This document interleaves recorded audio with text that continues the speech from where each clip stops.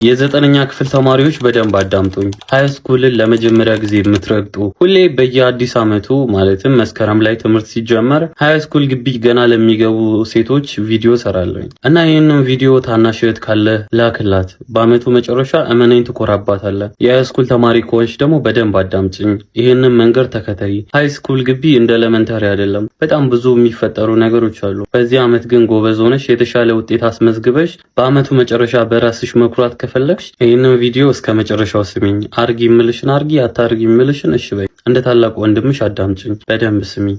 ዜሮኛ ጓደኛ ምረጪ።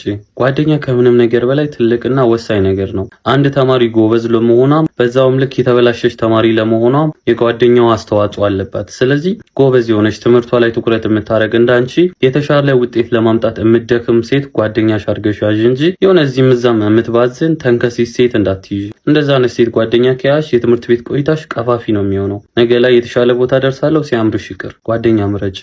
አንደኛ ፕላንና ግብ አስቀምጪ። በዚህ ዓመት ስንተኛ መውጣት ነው የምትፈልጊው? ምንስ ትምህርት ስንት ማምጣት ነው የምትፈልጊው? እንዴት ነው ለማጥናት ያሰብሽው? እያንዳንዱን ነገር ፕላን አድርጊ።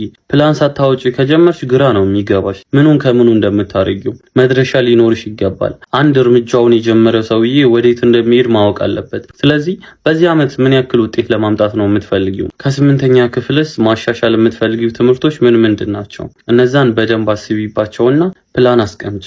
በዛ ዓመት ስኬትሽ የሚሆነው እነሱን ማሻሻልሽ ስለሆነ ማለት ነው። እቅድና ፕላን አስቀምጪ። ሁለተኛ ፊት ለፊት ተቀመጪ።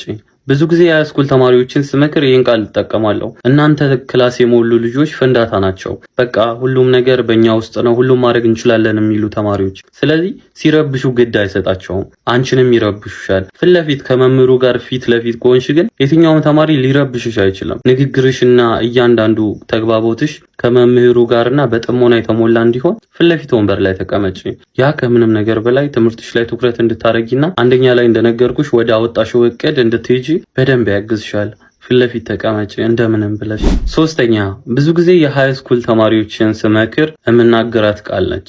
የማይረቡ ነገሮችን ማድረግ አቁሚ። አሁን ትልቅ ሰው እየሆንሽ ነው። ልደት ደግሞ ከጓደኞቼ ጋር ወጣ ብዬ ልዝናና፣ ናይት ክለብ እስቲ ሄጄ ልሞክር፣ ከለር ዴይ፣ ቫላንታይንስ ዴይ በፍጹም እንዲያልሽ እንዳትጃጃይ አሉ። ይሄንን የሚያደርጉ የእውቀት ጥግ የሚመስላቸው በቃ ከነሱ በላይ ዘመናዊ የሌለ ይሄንን በማድረጋቸው የተሻለ ቦታ የደረሱ የሚመስላቸው በጣም ብዙ ጅላጅሎች አሉ። እባክሽ ከነሱ ጋር አትጃጃይ። የምሬ ነው የምልሽ። ያንን እያረግሽ ከሆነ ጊዜ ሞልቶ ተርፎሻል ማለት ነው። ምንም ህይወትሽ ላይ ጠብ የሚለውና የሚጠቅምሽ ነገር የለም። ታላላቆችሽን ጠይቂ። እንደዛ አድርጋችኋል ወይ? ምንድነው ያገኛችሁት ነገር ብለሽ ጠይቂ። ምናምን እንደ እያልሽ እባክሽ አትጃጃይ። አርፈሽ ወጣትነትሽን በአሪፍ መንገድ ጀምሪ።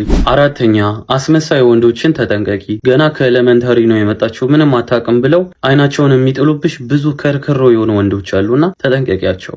የወደዱሽ መስሎሽ ፊት ከሰጠሻቸው ብዙ ነገር ታጫለሽ። በቃ ወደ ራስሽ ተመለሽ፣ ራስሽን ሁኚ። ትምህርትሽ ላይ ትኩረት አድርጊ። ከነሱ ጋር አትጃጃይ። ትንሽም ቢሆን ፊት አትስጫቸው እባክሽ። በፈገግታ የቀረበሽ ሁላ እውነትን ፈልጎሽ ወዶሽ አንቺ ከሌላ ሴት እየተለየሽ ስለሆንሽ አይደለም፣ የሚፈልገውን እስኪያገኝ ድረስ ነው። ሁሉም 10 11 12 አንቺን ነው የሚጠብቁት። ልክ እዛ ግቢ ስትገቢ ለነሱ ብቸኛዋ አዲሷ ተማሪ ነሽ። ይህኔ አይን ይበዛብሻል። ይህን አይን ተከትለሽ ከሄድሽ የነሱን ታይታ ከነሱ የሚመጣው ነገርን እየፈለግሽ ወደ እነሱ ቤትሽ ቁጥር ዋጋሽ፣ ክብርሽ፣ አንቺነትሽ ሙሉ አፈር ይበላል። ፕላንሽ ሁሉ ገደል ይገባል። ስለዚህ እባክሽ ከአስመሳይ ወንዶች ተጠንቀቂ፣ ራሽን ጠብቂ። ፊትም ትኩረትም ምንም ነገር አትስጫቸው። አምስተኛ ይሉኝታሽን ግደዩ።